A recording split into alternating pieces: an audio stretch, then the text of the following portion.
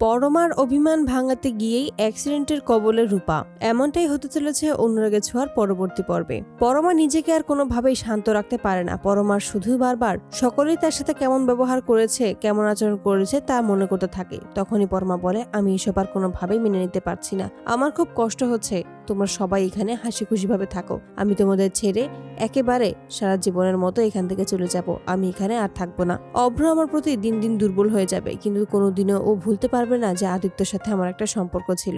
ও এই সম্পর্কে থাকলে শুধু কষ্টই পাবে। তবে আমি চাই না অভ্র আমার জন্য কষ্ট পাক। ও সত্যিই খুব ভালো মানুষ। তাই আমি অভ্রকে মুক্তি দিয়ে এখান থেকে চলে যাব। তারপরেই হঠাৎ করেই পরমা তার সমস্ত কাপড় গুছিয়ে নেয় এবং সে তার বাবার বাড়ি চলে যাবে এমনটাই সিদ্ধান্ত নেয়। সকলে মিলেই আচকানোর চেষ্টা করে, বোঝানোর চেষ্টা করে এমনটা যেন পরমা না করে। যা হয়েছে সবটা ভুলে যেন অভ্রর সাথে নতুন করে সম্পর্ক শুরু করে, সংসারটা সাজিয়ে নেয়। কিন্তু পরমা কারো কোনো কথাই শুনতে রাজি হয় না। পরমা জানিয়ে দেয়, আমি যেই সিদ্ধান্ত নিয়েছি সেটাই আমার শেষ সিদ্ধান্ত।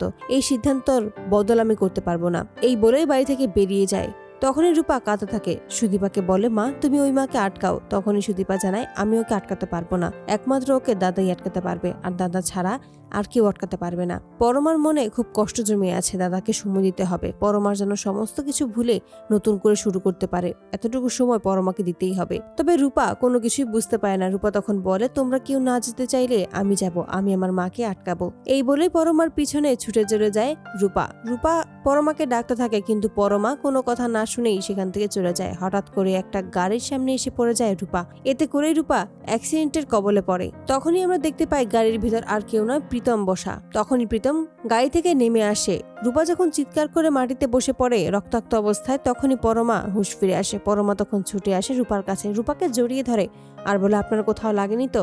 আপনি ঠিক আছেন তো? আপনি কেন আমার পিছু আসলেন? এখন দেখলেন তো আপনি কত কষ্ট পেয়েছেন? আমি তো চাইনি যে আপনি এরকম কষ্ট পান। প্রীতম এসে বলে যে, আপনি ঠিক আছেন তো?